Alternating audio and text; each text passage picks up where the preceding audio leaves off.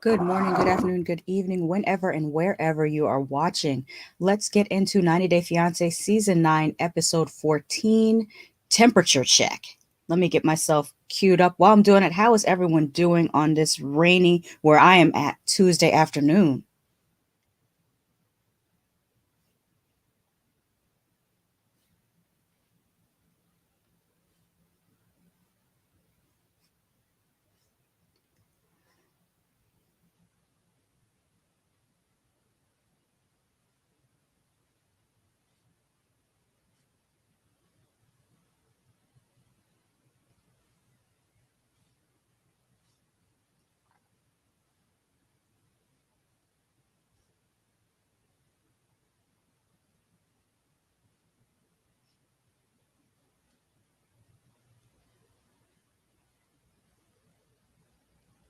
All right, just getting this queued up. Excuse me.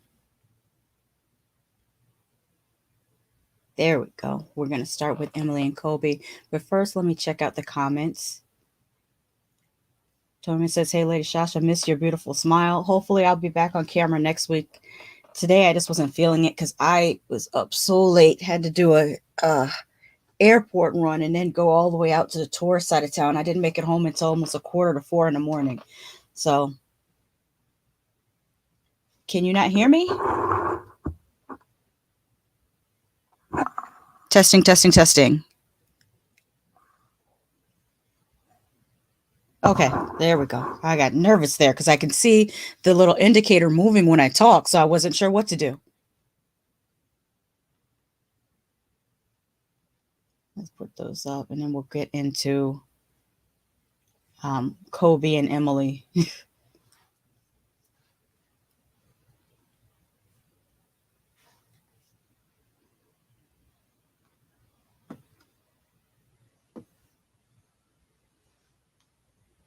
Okay, so we start off with Kobe going to get his tuxedo fitted, and well, sort of fitted, because I was thinking to myself he should have gone up a size and then tailored it, but then I recognize that most people, when they use a tuxedo, they are renting it. Fo Mickey Latte says, "Hey y'all, hey Fo Mickey Latte, welcome to the stream." Later on, after they go to the tuxedo shop, which I should mention, oh, here's a couple more people coming in. Chris says, "Hey Shasha, hey chat, hey Chris. I hope everything's going well today." Fominki Latte says, "These couples are something." And Toyman says, "Hey Fo and Chris." All right. While they were at the shop, I neglected to mention that Emily is still there with her strangely parted hair. Like, why are you parting your hair all the way over here on it? Like, it's weird. I don't know. Anyways, she's there. While Kobe's getting his tux fitted, and so is her dad, sitting there looking like the Armitage that he is. And so later on, Kobe gets to go visit his friend, and he's very excited about this because he obviously must feel very isolated being in this small town and being, I think, there's only 1.5 Africans in this town, I believe. And so he's very happy to go see his friend Temperature. And Temperature asks him what it's like, something to the effect of what it's like. Wait, let me check my notes, because I think I wrote down the exact question. How is your white woman back at home? I'm sorry, but it just came out. So that just came out so funny. And I'm sure he might have meant like they probably translated it to white woman, but the actual term probably meant foreigner, because a lot of times these terms usually mean foreigner, not necessarily a white woman. But the way the translation on the screen read said, "How is your white woman back at home?" And he first says that she's wife material, but then says that she has a nasty attitude, which is contradictory. Tony says, "My Emily Sylvester the cat imitation is on point." Yes, they do have a similar lisp. Temperature continues to tell him about how he has to put his foot down because, quote, "the minute you give her the right to make decisions, you seal your death warrants." And I just had to laugh because the fact that you believe that's hilarious. I'm going to come back around to that because there's a reason why I'm laughing at that. Technically, since neither one of them are employed, meaning Kobe and Emily, neither one of them can call the shots. The Armitages are in charge of their lives. But Kobe is happy to have seen his friend. He says that it has awoken the African man spirit in him.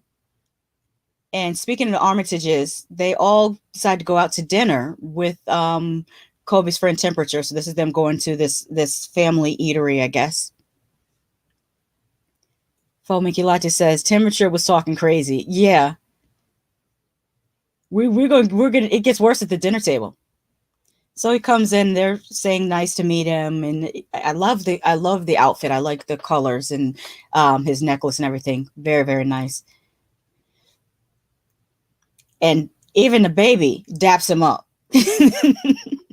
that was the soul test right there. The baby passed the soul test, he dapped him up. I thought that was so cute. And so he breaks the news of Kobe saying, he's from a royal family, right? Which, by the way, I called. Let me make sure I put that. This is their reaction. These cat got your tongue looks. Look at them. Stunned. Pikachu face. Not so much Mr. Armitage there, but he also talks about how the men are at the top and women are beneath men and yada, yada, yada. Yeah, the dinner was super uncomfortable. Hold on. Let me pull something up because I had called the whole Kobe as royalty thing months ago. Because of his carriage and also the way that he didn't know how to hold a shovel. Like everything about him was giving. I'm going to pull up my original tweets.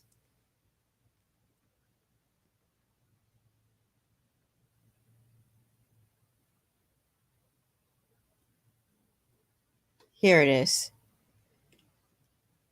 My original tweet from June 5th said, "Bilal thinks he's Prince Hakeem, but Kobe is really giving Prince Hakeem vibes. I peep his demeanor and carriage, and it's not that of someone who comes from a meager background at all. He's trying really hard to adjust."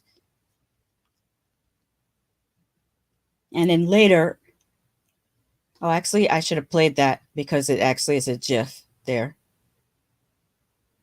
That's the vibe that Kobe has been giving me this whole time. And then I wrote, I am ahead because I'm watching on Discovery Plus, and I want to say I called it, especially with Kobe didn't know how to use a shovel. He gives Prince Akeem all day, every day. So I called this about him months ago. Chris says that dinner was super uncomfortable. Yes, it was. Let me go back to those images of, speaking of uncomfortable. You know that look that wasps give each other. This is the look that they were giving each other. Chris says, "Why was Emily's first reaction? Where's the castle and the people to rule?" Because that's what's important to her. Someone to rule over. That's what she likes to do with Kobe. She likes to rule over him. Tony Man 100 says, "Emily's dad gave me that McDowell's dad vibe when he found out he was royalty." Yeah, yeah. Look at the only way I can describe it is surprised Pikachu faces, especially Emily. And he's, proudly smiling here. But here's the thing. He is an outside baby. So his mother had him with a married woman. So that makes him basically Jon Snow in this whole situation. I don't know if you watch Game of Thrones, and if you're familiar with Game of Thrones, Jon Snow was the I hate to use this term, but it's the term they used on the show. He was a bastard, and in uh, Game of Thrones mythology, all bastards receive the surname Snow. And so he was, even though his father was royalty, his mother, well, I think he did eventually find out his mother was royalty also, but from a different family. I can't remember because I kind of tuned in and out of Game of Thrones over the years. But anyways, Kobe is like a Jon Snow type royalty where, yeah, his dad is royalty, but since he's an outside baby, he probably technically doesn't have all the prestige he ordinarily would have had if he was born within his father's marriage.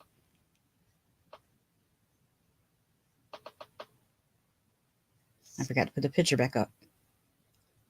Tony says the bastard. I'll say it. Yeah, it's a derogatory term, really, but I got so used to hearing it on Game of Thrones.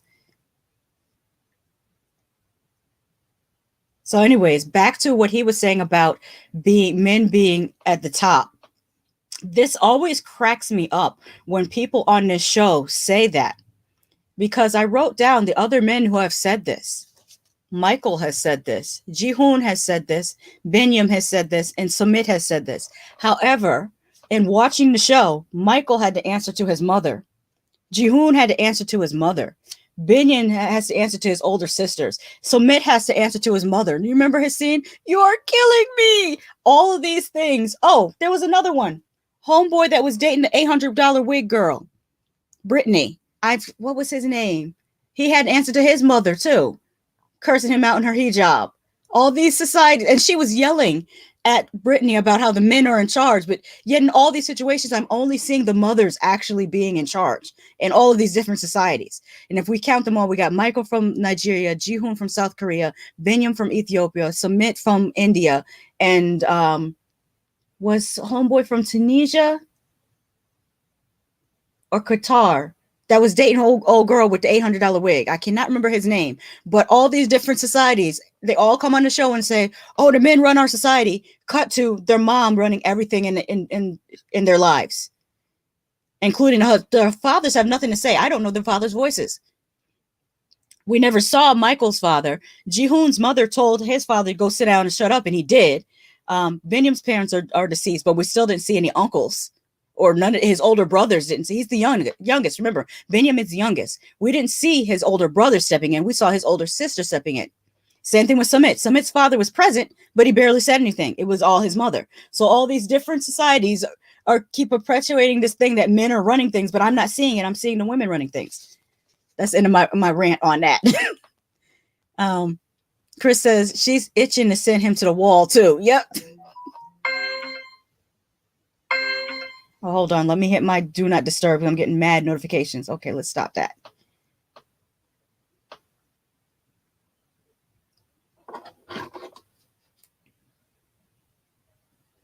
Okay, it should be okay for now. Now, where was I? Tony Man says, wait. Okay, that's weird. Why can't I see it?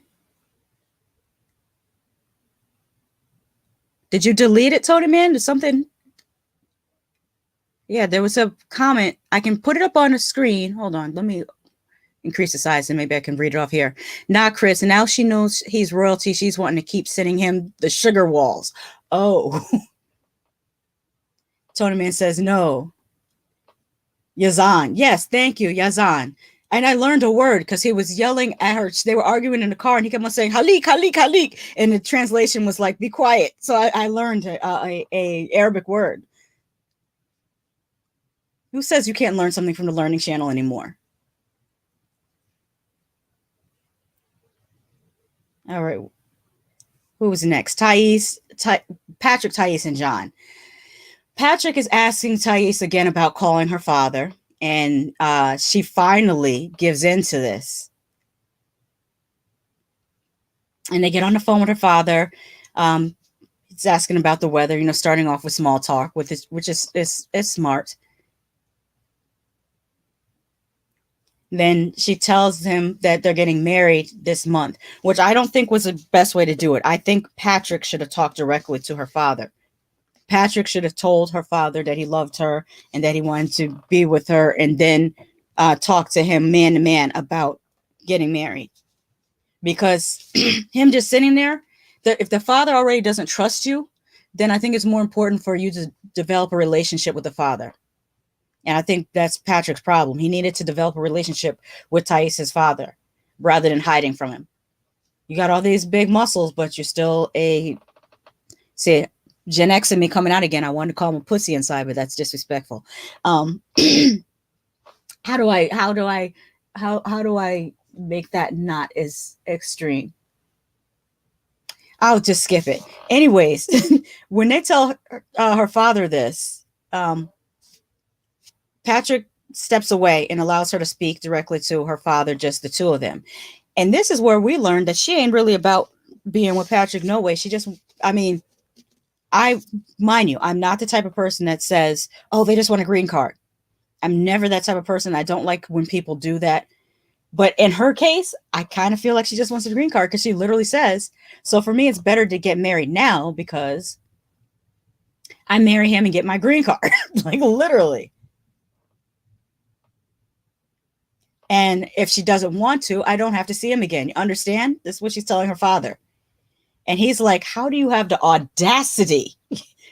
I hope they make this a GIF. I hope he becomes a GIF because that is great. Oh, Tony Man says, say wussy instead. Thank you. Wussy. Thank you. He's a wussy.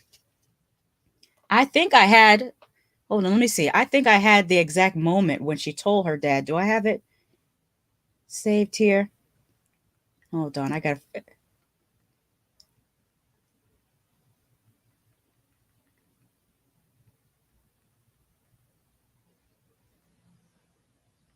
have to scroll through because for some reason when I did like video clips, it saved it to the end instead of into like a regular order. So that's what I'm doing. I'm advancing through till I get to the video clip. Here it is. The moment that she told her father, his face started twitching. Look at this. I'll play it again. Like, look under the left eye. He literally started twitching in anger. Foamy Light says punk ass is another way. Yes, thank you, punk ass. Yes, he was acting like a punk ass. Chris says this explains why she didn't want to say anything before she left, just being skeevy. Exactly. Okay, let me go back to where I was. I hate that it did that. So now, from now on, I got to rename every single file in order for it to go the way I wanted it to go. Speaking of being a punk ass, dude is straight up in the garage texting his brother. Meet me in the garage. She's telling her dad. Like, and of course, John, there's John in the background while she's talking to her father. They keep showing this vase that he bought for her. I'm glad that she got something that she wanted.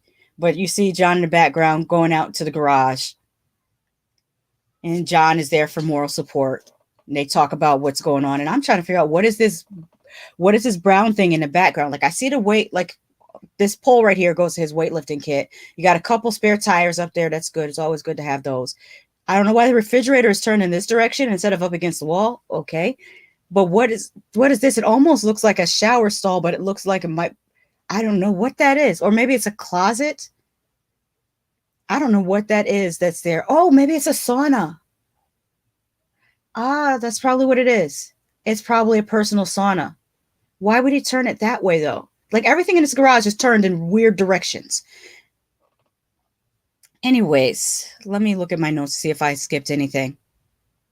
I left off at the audacity and about the green card. Went over that. Went over to texting. Oh yes. Her father basically tells her that he still doesn't trust American men, and tells her that she needs to bring her ass. I feel like saying it like Shida's mother. Bring your ass back. He's telling her to bring her ass back to Brazil. He says you'll fall on your face, and tells her that getting divorced is a lot of work. Like getting married is easy, but getting divorced it's a lot of work. And of course, this is very upsetting to her. And she tells Patrick that what her father said, that she should go back. And she proceeds to cry, like her whole face is turning red. And also, why is her face and her hands two different colors? She might be using Proactive. I was going to say, because Proactive, I don't know if anyone has ever used Proactive before, but Proactive, it will clear up your skin, but it will also bleach your face.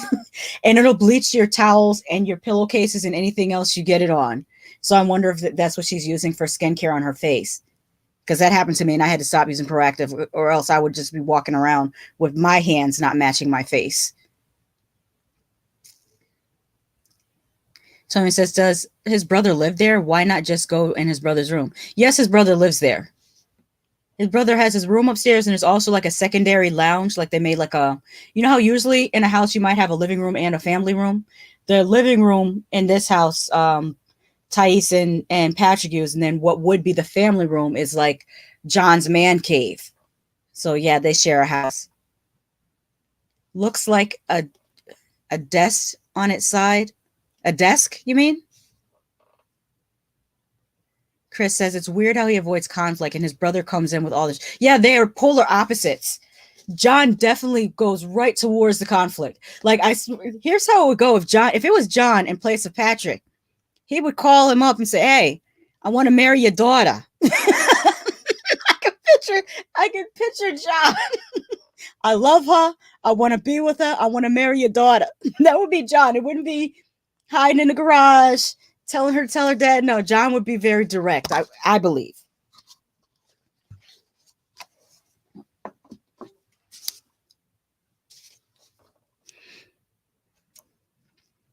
I used to use Proactive. I found out later about the bleaching. Yeah, the same thing. I didn't know when I got it. I got it because obviously I had acne issues. So I saw who was it in the commercial? I think it was Alicia Keys, and I was like, well, if it clears her stuff up, it must work for me. So I tried it, and it did clear my face up. But the two side effects is number one, it can make your skin very dry and peely. And then number two, the whole bleaching effect, which I didn't want. I didn't want my face to be bleached out. And three, if you stop using it for 2 days, your acne comes back like twice as bad. So I'm so glad that I found other products to use besides Proactive. And it costs less. Proactive was kind of expensive. So as she's crying, he never makes an attempt to like put his arm around her and comfort her or anything. He just kind of sits there with this look on his face. And he tells her that he doesn't want her to leave. And I just figured out what makes him look odd to me. He has a big head and a small face. Like all his features are very small and like towards the center here. And then the rest is big. So maybe he should like grow his hair out and then let it come down, and maybe it will make his kind of like the same effect of like, how the alien had the wig in Mars Attack and you didn't see how big the head was. That's what I'm thinking of with his hair. Like maybe do something like that to like disguise the largeness of his head. I just know if she has a child with him, C-section. Okay, who's next? Bilal and Shida, and we're gonna pretend like like this is like something that's really happening. But he's pretending to work in his office, and she asked him to come out for coffee, and he makes this comment about how, well, I guess I'm not going to make money today because you want to talk. And I'm like, trying not to curse. Y'all give me a nickname for Bilal, because I wouldn't say punk ass is the right nickname for him, but you can take a lunch break, especially if you're a realtor. I know some realtors. They typically set their own hours, and they usually can have an hour to hour and a half lunch break if they want, if they schedule their time that way. Sometimes they can have a 2 hour lunch break, because the way being a realtor works is not specifically 9 to 5. A lot of times they might have to come out on the weekends, so they build their schedule. Him going out to coffee for her for an hour was not going to impede his ability to make money, especially since realtors do way less now than they used to do. Like when I was looking for a house, the realtor that I was working with literally sent me a website to scroll through houses on my own and tell her which houses I wanted to look at. Back in what I've heard from like my aunts and my parents, is that back in the day, realtors used to go do that themselves. You would give them a list of things that you wanted in a property and what you wanted in the area, and they would go and find the properties and then present them to you. So today, real estate realtors don't do as much as what they used to do back in the day. So it's not taking him no time to email his clients the house listings. like like let's not act like there's so much that you're doing. You emailed some people the house listings. Maybe you scheduled some decorators to come through and stage some properties. That doesn't take a whole lot of your day. It really, really doesn't. Not so much that you can't take an hour off to go to lunch.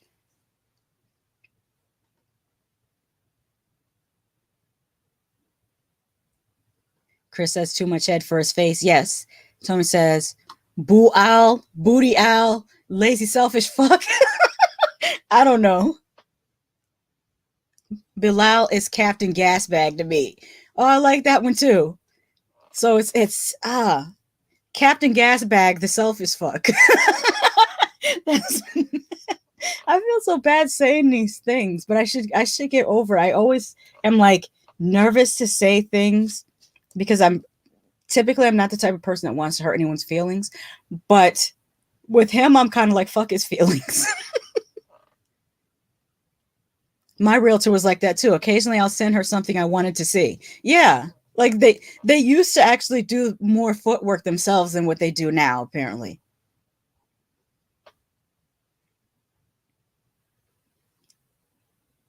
And Shida's gonna get frown lines from making this face. I hope she knows that.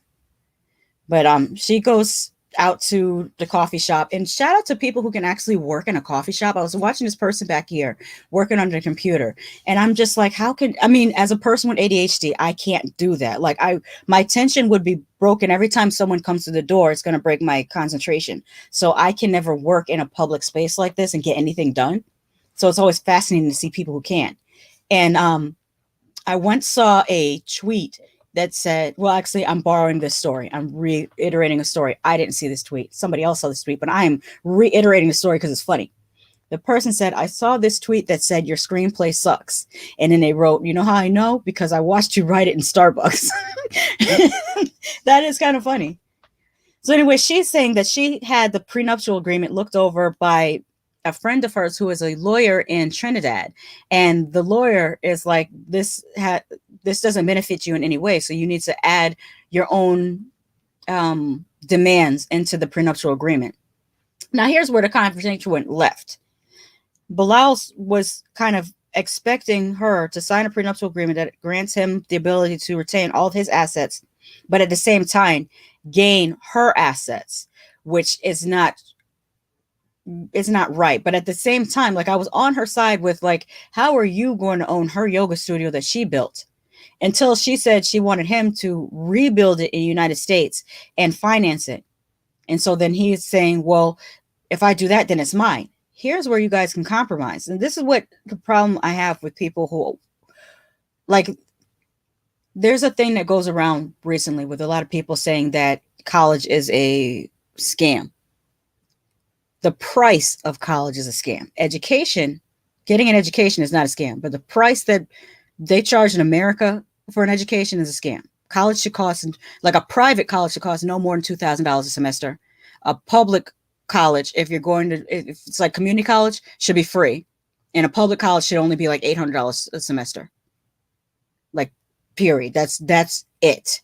So the price of college is a scam, but education is not a scam. And listening to these two people try to talk about businesses and assets without having any business background. And I'm not saying you necessarily have to go to college. There are certification classes. There are online courses that you could learn about businesses. And if they had done this, then we would be listening to a conversation about how he would become possibly an angel investor in her venture, and then discussing what type of return of investments he would like to receive once her business is up and running, rather than this clusterfuck of whatever it is they think they're talking about, because it's really, really irritating. Also, it's kind of a moot, like I keep saying over and over again, it's a moot point. It's a moot point because no matter what you put in your prenuptial agreement, Bilal, you're responsible for her for 10 years in the United States, as per the stipulations in the K-1 visa application. So this is all like it's a real crappy storyline that you both have concocted, and it sucks to look at it. And I'm about done with that. So enjoy looking at him like this, and enjoy him always looking at you like that, while you both pretend to be, knowledgeable business people. Tony says, I don't give an F. I'll hurt a feeling if it's a hurtable feeling. Offense. Yeah. I want there to be a drinking game for every time these two mention that God-forsaken agreement. Yeah. Like, they have no other storyline. We know nothing about their personalities other than he talks about his assets and she likes yoga. Like, other than that, where's your personality? There is none to be seen. Flaminculati says, watching them have a conversation is taxing. It is. And it's even more taxing that he insists on using the word brung, and it's like hurting my, it's, ugh. Sorry. I worked at Michael's where two 17-year-olds got the real estate certification in 3 months. Oh, wow. I didn't know you could get it that fast. I thought it was at least 6 to 9 months. 3 months is really, really fast. I was thinking maybe I should do that. And then I remembered I don't like people. You have to go out and talk to people and stuff. I want to go out. I mean, technically I'm talking to people right now, but being alone in my room, it doesn't feel like I'm talking to people as much as like when I'm in person. Again, I had this discussion yesterday about the whole introversion thing.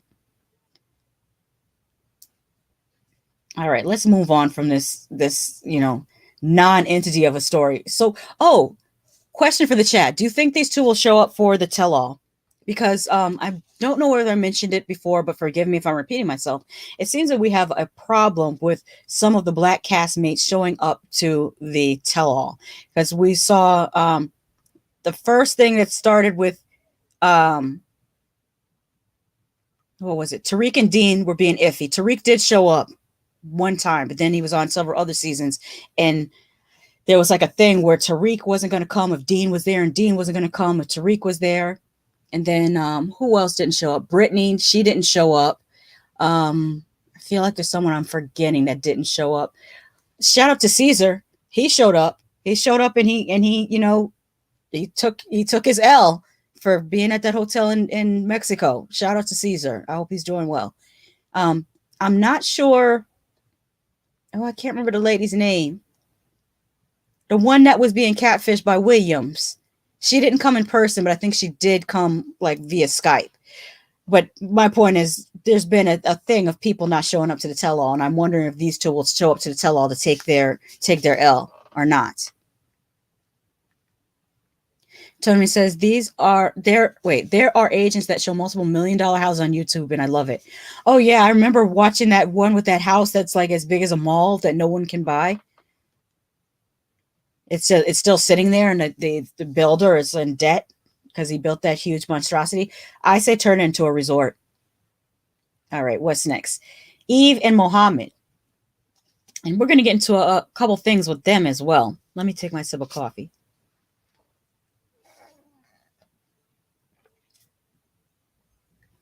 They make up, and she actually apologized to him for what? I don't know. I'm not apologizing to you in my house. Um, Chris says Chelsea might not pay enough for the time at her trip. That's a good point. That is a good point.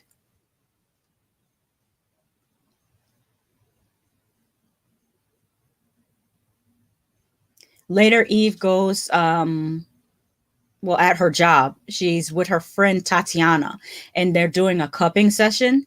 And they talk about Mohammed being upset about his paperwork and also threatening to get another sponsor. And I mean, this is another storyline I'm a little bit bored with, just like with the Bilal and Shida storyline. I like, these are things that, what more can be said? These are two people that don't need to be together because they don't respect each other in any way. Also, I'm not, the cupping kind of looks like it hurts, but Tatiana is not wincing or anything, so I guess it looks worse than what it is. I have sensitive skin, so that would definitely leave bruises on me if I tried it. So again, she's filling her friend in on all these things. Well, these things that I call red flags. Um, Later, she asked, and again, this is a thing, a theme with this episode. You ever notice how every episode has a theme? This episode's theme, I believe, is going out, because Kobe and Emily's family went out to dinner. Then Shaida and Bilal went out for coffee, and now we're seeing Mohammed and Eve go out for coffee. And she's asking him to please come to her fire ceremony with her friends, and he really doesn't want to see her friends because they were mad disrespectful to him last time they saw him. I have to agree with him on that, and she didn't check her friends for that. And she's, says, well, can you please just give him one more chance? And he agrees to go to her fire ceremony. Now, I noticed at her fire ceremony, she was cleansing her stones with fire, which I'm not familiar with. I'm familiar with cleansing stones, but not with fire. So that was a new thing to me. But I am familiar with fire ceremonies. If I have attended fire ceremonies, and this is Muhammad just kind of standing there watching, and a very funny thing happens. Her friends are happy that Muhammad is there. As part of the fire ceremony, one of the things that is done is writing your intentions on a piece of paper. Although the fire ceremony I attended, we didn't write our intentions. We wrote down the things that we wanted to get rid of. We wrote down the things that were stressing us out, giving us anxiety, bothering us on those pieces of paper, and then gave it away to the fire. In her particular fire ceremony, they're using the papers to write down intentions, and then they're going to burn them in the fire, kind of setting it free, so to speak. And so they are so happy that he's there, and they thought, oh, we thought you didn't like us. And he's like, yes, that's right, I don't like you. So he is honest to a fault. He goes on to say that's why I was mad at every one of you. But he does it in such a high, sweet voice and a smile on his face, like this dude is looking them in the eyes, insulting them with a big smile on his face. Well, not necessarily insulting them, but just being really, really honest with them. And I appreciate that. I like that about this particular thing. But of course, as you see here, Eve does not like it.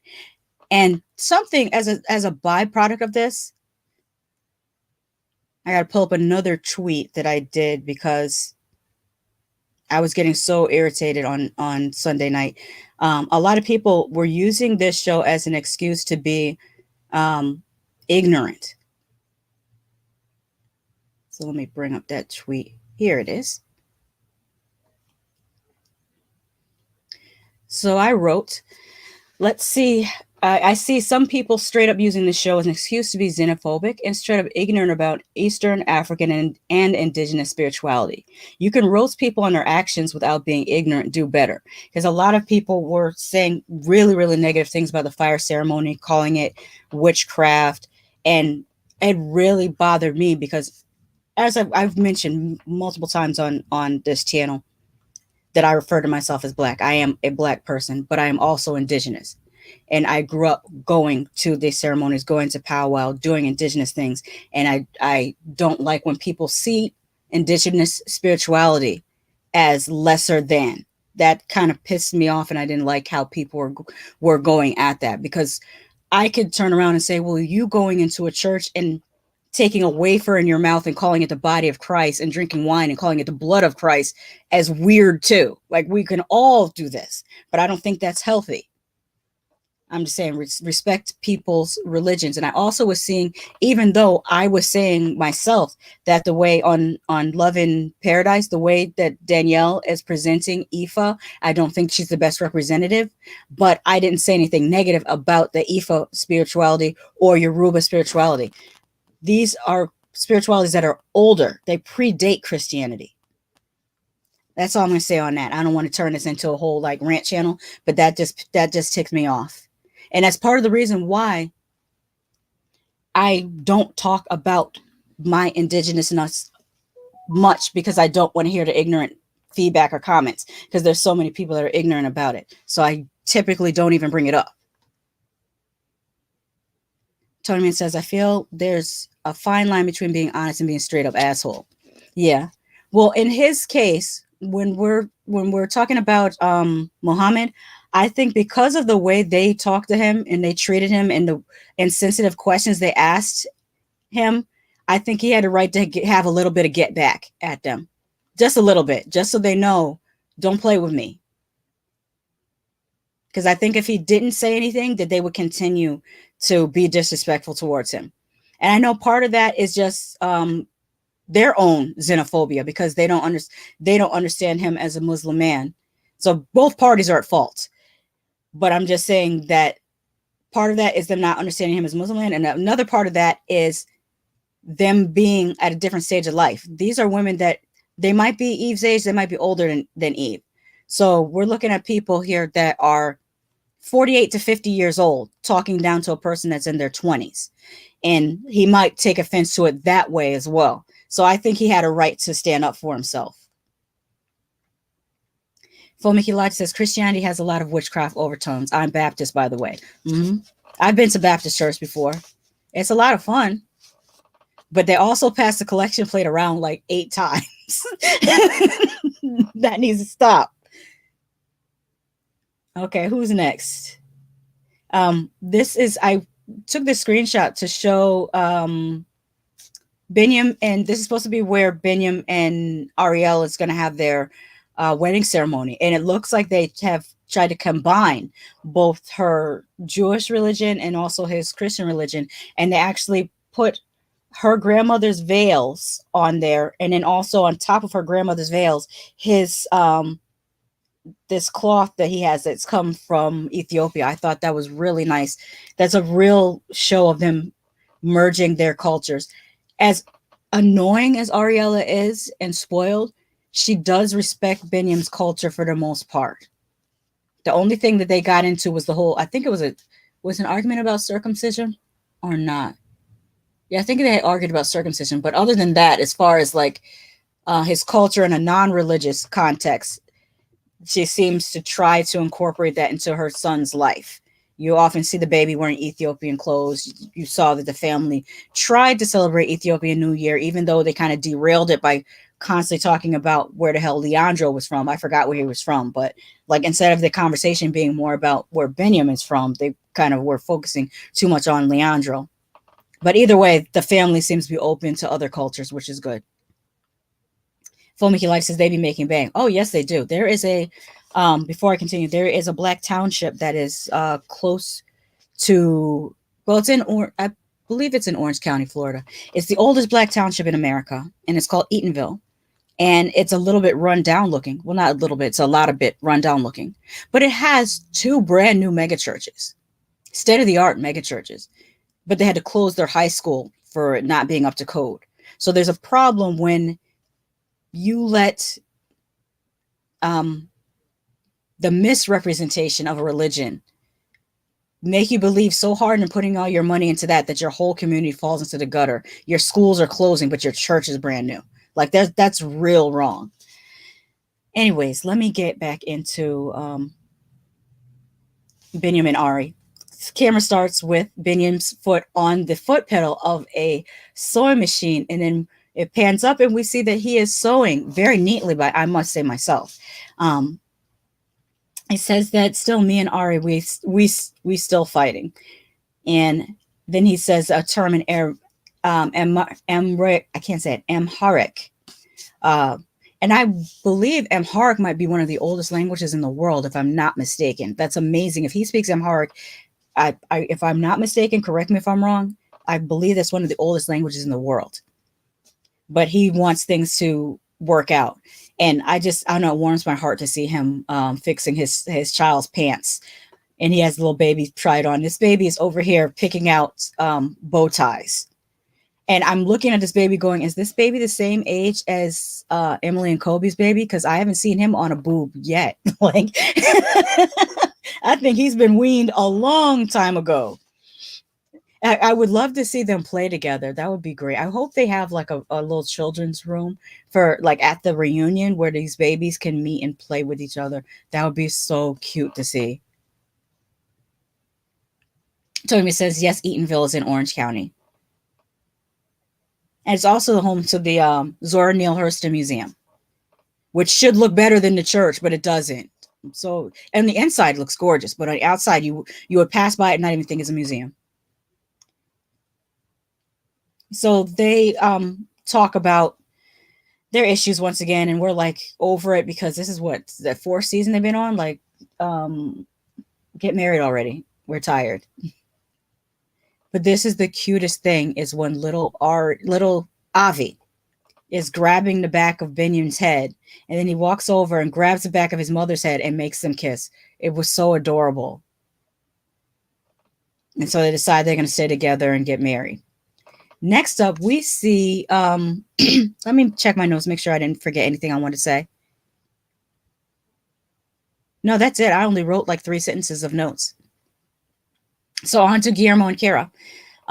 Guillermo, or Mimo, I like calling him Mimo better. Mimo is video chatting with his mother because he has some reservations about getting married to Kara. We all have reservations about you getting married to Kara. Run. I should have put the gif of Will Smith yelling run, but he's video chatting with his mother, and she's trying to be very supportive, telling him that everyone has doubts before they get married. But then he tells her some of his concerns, and you see her face. She's bossy, telling me no all the time, and you see the look of concern on his mother's face. And then this part right here, sometimes Kara gets out of control, and that's why you need to run. That's exactly why you need to run, because she gets out of control, and she will not give up the drink, which is not a good thing if she can't handle liquor. Mimo said that Kara forgets what she did the night before. That's blackout drunk. That's not good. He goes to talk to her because his mother, tells him that he should be open with how he feels. And she gives him this death stare that it's chilling. This is Gone Girl energy. And I don't know how. I feel like that character in Get Out. How are you not afraid of this? Like this is how I'm feeling. Look at those cold eyes. How would she look at this? Anyways, later on, she has a bachelorette party, and she tells Mimo that he can't come because it's women only. But meanwhile, her bestie is sitting right there. This person here is not a woman. And it's rude for you to call, I don't know. To me, I feel like it's rude for you to call gay men women. They're not, I don't think they necessarily want to be called women. Well, it's an individual thing, because some gay men do say cis, but some gay men don't. It's all an individual thing. So maybe, she knows that he's the type that like to say cis, so he won't be offended by her saying her girls, and she should just say her friends. Maybe that's the best way to put it. I don't know. I'm talking out of my ass. Let me stay out of that.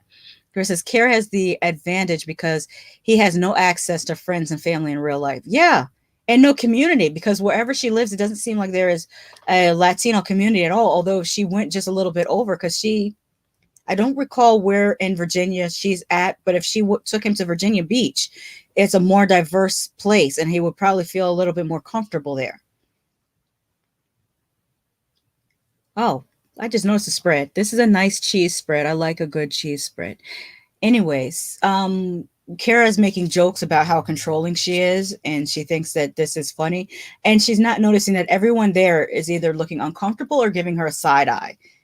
Like everyone is like, you know, this is not like, look at their eyes. It's very much giving this is not right, and you should know this is not right. But you know, I guess she doesn't notice that they're all giving her this look, like she's not reading their expressions. Or am I the one that's not reading their expressions correctly? Because I'm looking at these women's faces, and they are all kind of in between. Like this one here is like the one in the pink is like saying, "I can't believe this, bitch." This one here in the animal print is again, she's like, "Oh, you that's what you're gonna say? You're gonna tell that like that's the truth? That's not the truth." This one is like, "I'm not sure I should be here. Like I don't know how to respond." Rubbing the back of her neck, which is like anxiety. And this one is like, "I can't believe she's doing this. This is funny." Like she's literally thinking this is funny that she's putting on for these cameras. That's how I'm reading these faces. But y'all let me know if you see something different. Fomikilati says she's so quirky. Yeah, she thinks to herself that she's so quirky. I don't think anybody else thinks that. Next, we go to Jibri and Miona, and Brian has called a meeting. Imagine that. Quiet Brian has called a family meeting about them moving out. And so Brian says, "Where are you getting married, Jibri?" And Jibri is like, "I don't know." And Brian's like, when are you getting married, Jibri?" And Jabri's like, "I don't know." So they tell Jabri and Miona's Mimi now. I'm calling her Mimi. Mimi, that they need to have a timeline to move out. And I also have some images of his mother speaking. I can't remember what the heck it was. Oh, I do remember what Mahali said. Mahalia said that you guys said you were moving out by January, and we're about a month away, and you have nothing planned. So what's your plan? And, you know, of course, to Miona's credit, she is trying to like really be cool with his parents. Like she's done as much as she can to try to bridge the gap, but Jabri is not trying at all. And Jabri's reaction is, "My parents are all some bullshit." And it's like, oh no, you mean at almost 30 years old they're expecting you to be an adult? How dare they? And then he says, "This conversation is over," and walks out and leaves Miona sitting there awkwardly with his parents. And it's interesting because Miona doesn't get up and walk out because I'm guessing that in her family socialization, it's probably in a lot of our family socialization, it's not proper for you to uh, talk this way to your parents and then walk out in their face. Like that's not what a lot of us are accustomed to doing. And I'm guessing Miona or Mimi, that's right, I keep calling her, that's my new nickname for her, Mimi. Mimi is sitting there just not sure what to do because she doesn't want to be as disrespectful as Jibri is to his parents. But the funniest thing is when Brian was like, he said to her, "If you need any help, feel free to come to us." And then he leans back and says, "That was for Miona, not you, Jibri." I thought that was hilarious. Tony says, maybe Kara has a dash of Asperger's. One of the symptoms is not being able to read people. That is true. Could be why she drinks to make herself feel more comfortable around people. Chris says, "Oh, OMG, these two. I swear every episode I wait for him to yell, 'You're not my real dad.'" He is giving that "you're not my real dad" energy. Foamy Killer says, "Jibri is acting like a big baby." Yes, he is. It's ridiculous. And it's all made up because we know that they've been married for like 2 years. I don't even know why I keep slipping and talking about this like this is a real storyline when it's not. Although I think that Jabri's mother's acting is getting better, but it's nothing compared to Brian. Brian is a great actor, if you ask me. In some ways, Brian reminds me of the energy vampire from What We Do in the Shadows. I don't know if you watch What We Do in the Shadows, but like my favorite two vampires on there are the energy vampire, and I always forget his name, and Laszlo. Laszlo is hilarious. I don't think I have any more notes on this, do I? Let me look on. Yeah, that was the end of my notes. So let me see. Did I have any more images? I have that one. I think I had another motion image. I feel like I recorded video. Oh, I think this is it. I think I recorded a video of the baby making them kiss. I thought that was really cute. This is the baby making Binyam and Ari kiss. I'll see. That's a great way to end the show because they're in this particular show because it's heartwarming. Hey, who knows? Maybe they'll work out after all. I'd be surprised, but I mean, I hope that they do work out after all. I mean, that would be a nice thing.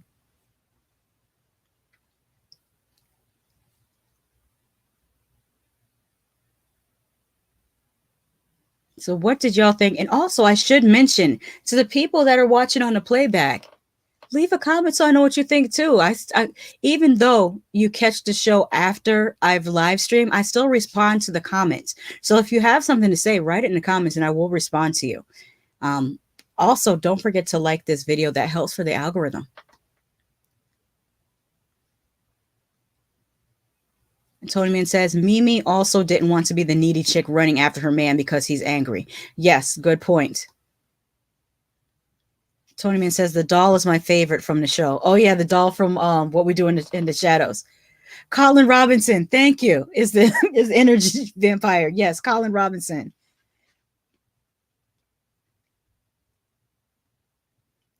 I gotta watch some more of that show. That is some. I just recently rewatched the movie What We Do in the Shadows. It holds up. Still just as funny as the first time I saw it.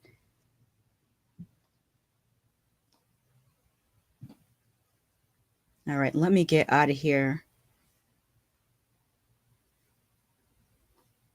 And I will see you guys. Oh, we got one more comment. Fomi Kilati says, I'm kind of tired of couples.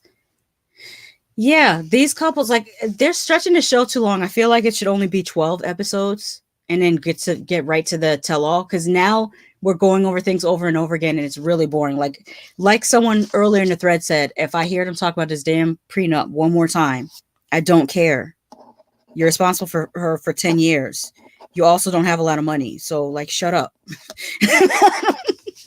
That's the way I feel. It's like, can we have something else? Like, it's really, really bad.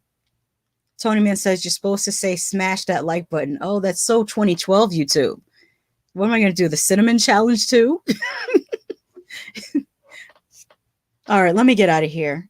I want to lay back down, get some more sleep, and prepare for the rest of the week because I'm not sure what I'm going to do on my other channel. I want to see if I can get back into From and then also finish up Hellbound and Ju-On Origins. Fomiki Lati says, ding that bell. Yeah, I need to make like a song or something.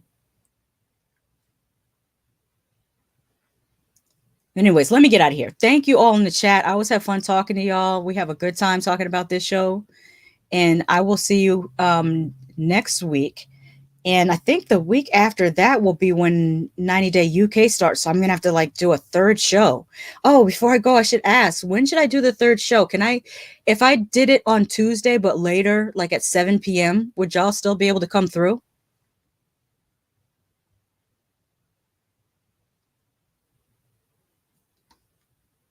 I'm not, anything, it will be a short nap, not like full sleep. Hope you get lots of rest. Thanks for the show. Thank you. Fominki Latte says, yes. Okay. Because that's what I will probably end up doing for 90 Day Fiance UK. Either if I can't do it at 7 o'clock, then I'll just add it on to the back of one of the shows that I already do on Monday or Tuesday. All right. And with that, I'm going to get out of here.